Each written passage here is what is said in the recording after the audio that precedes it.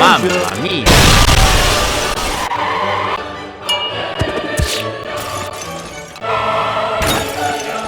So it's interesting. You mentioned that discussions about environmental exploitation go all the way back to 1864.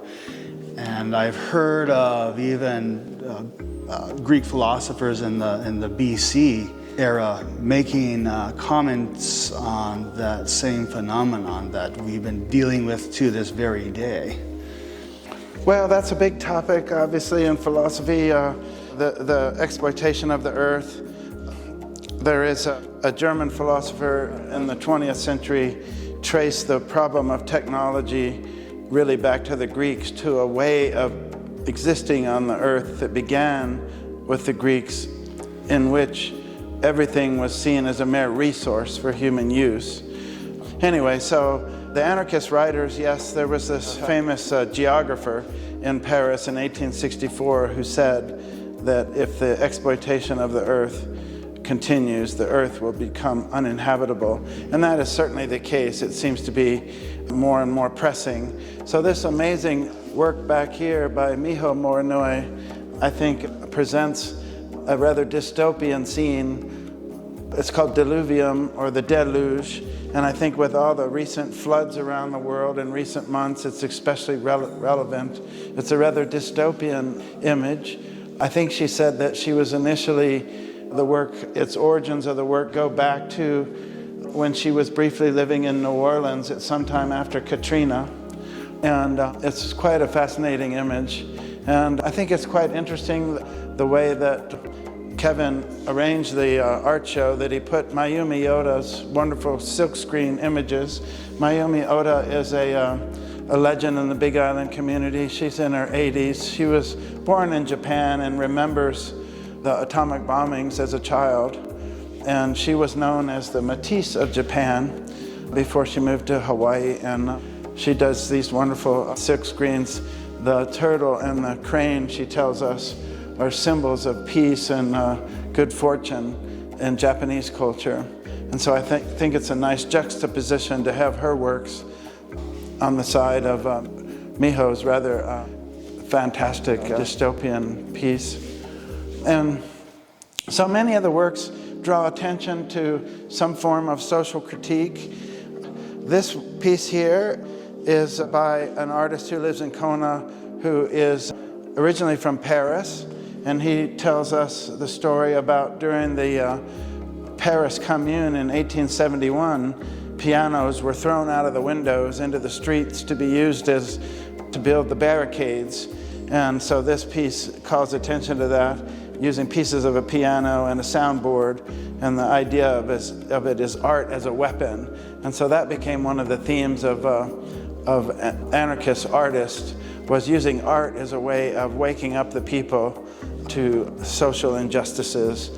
And so that idea of using art. Most people have this association of anarchism with bomb throwing, and there's some reason for that, but I think the more interesting aspect today is this idea that art can be a weapon to wake people up from their complacency and bring about social change. Another series of works that are very interesting, I think, in that regard, are the pieces by Hawaiian artist Kanani Kalukukui, who does some works that are related to the controversy over Mauna Kea. And this piece here is actually an exceptional work. It's called Crossing Guards. And if anybody was up there at the Mauna in the 2019-2020 action that called a halt to the construction of the 30-meter telescope, one recognizes this scene as the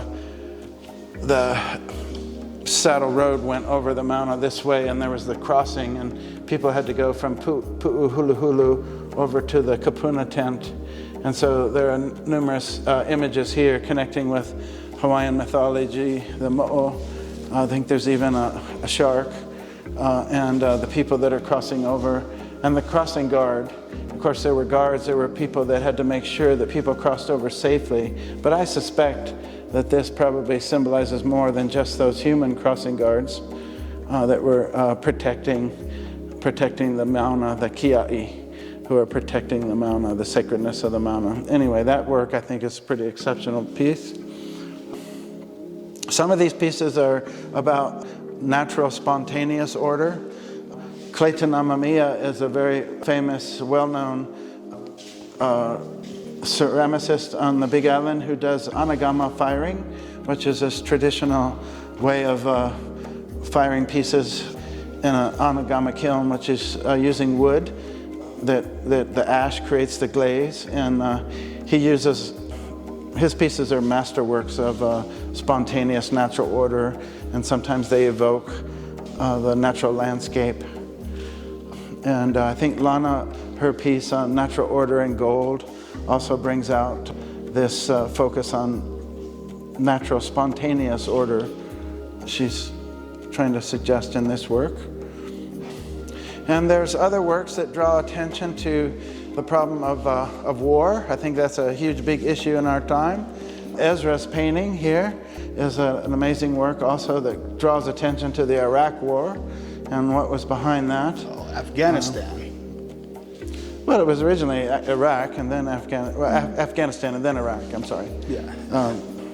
And anyway, that whole issue of, since Afghanistan, that whole thing just ended, and it was many scholars who were experts on foreign affairs and the ethics of war and peace argued that that really wasn't a justified war, despite what many Americans think, that it had no possibility of success, and in the long run, it was mainly served to benefit just the military-industrial complex. They're the ones that profited. It was a success for those who made all the money. There was a success for the people that made all the money, exactly. And that's what Ezra brings out in his painting. And other pieces that deal with natural order. This is another piece by the artist from Paris, Pierre, who did this piece by putting roofing paper out in the sun and putting lava rocks on it and letting the sun bleach it. And so he's also focusing on natural order. I think a pretty interesting work. This is another piece by Kanani Kukui about the mauna also. And this one, he told me, brings out the notion of the three picos. There's that important term pico that most people associate simply with our belly button, the navel, but it actually can refer to the place where a volcano erupts, or the summit of a mountain.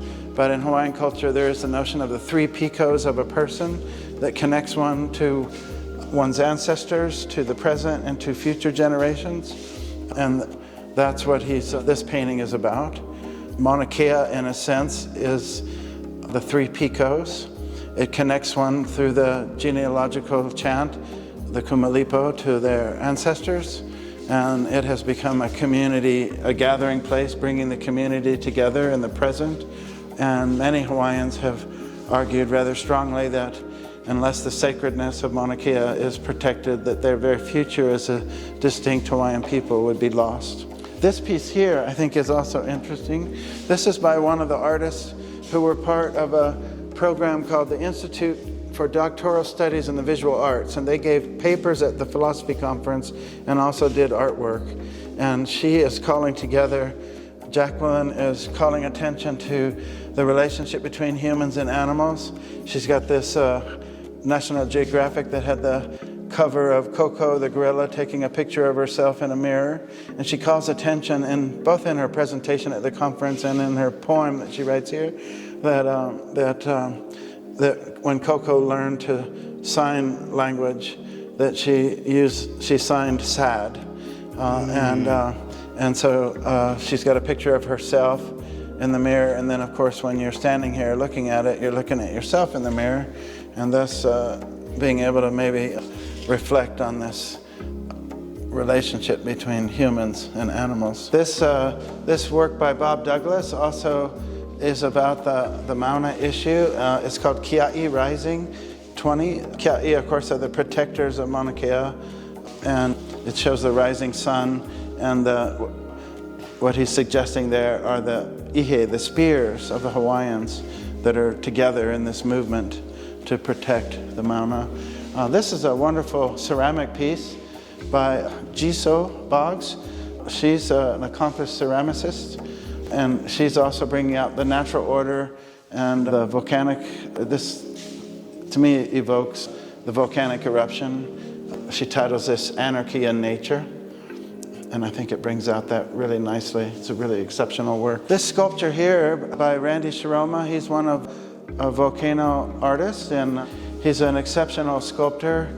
He's had shows in New York City, and his works are in many collections. And in this work, he's also trying to draw attention to the relationship between humans and the natural world.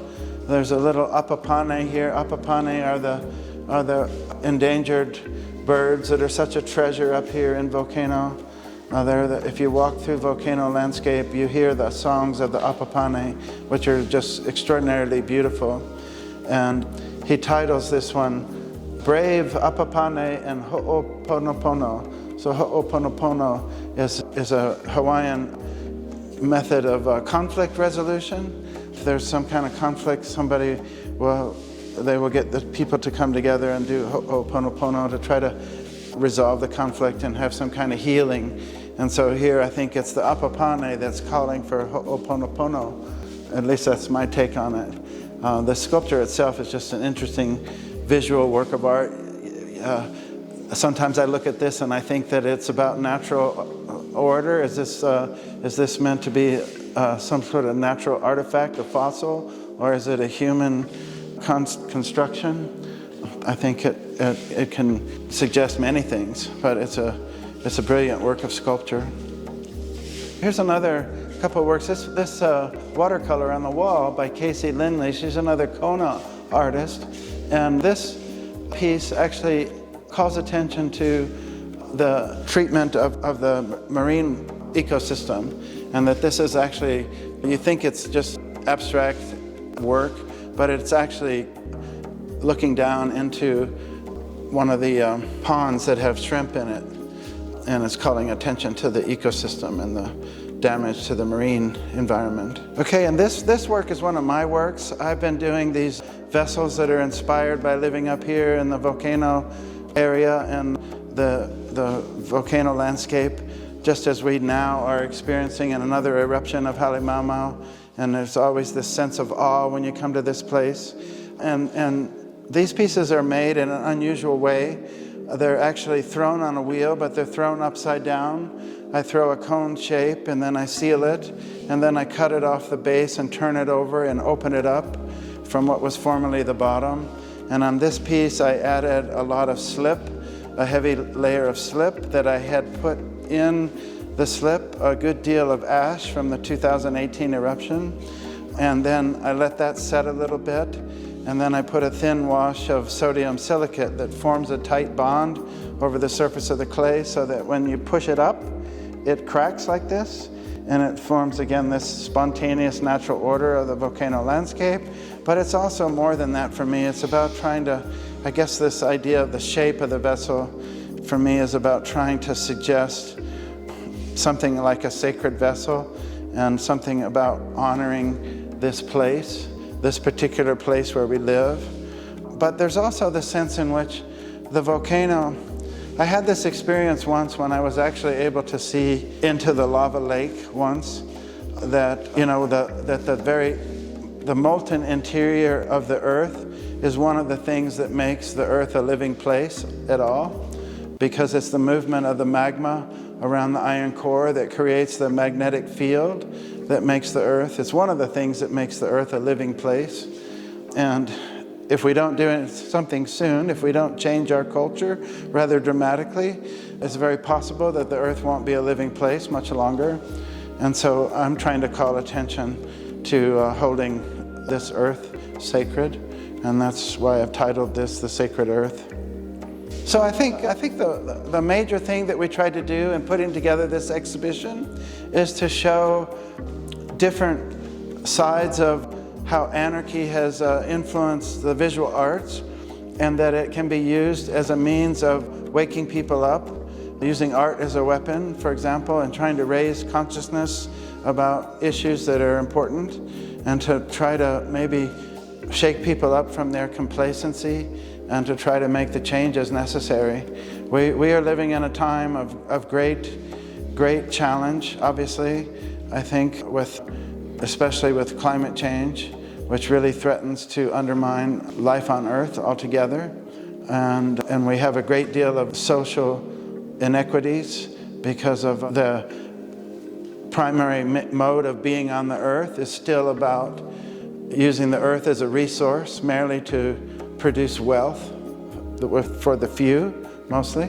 And that has tremendous social consequences around the world, and also threatens to make the Earth uninhabitable. So that's the main theme that we're trying to call attention to here in this show, Art and Anarchy 2021. So I hope you enjoyed this presentation on art and anarchy here at the Volcano Art Center by Dr. Freeman.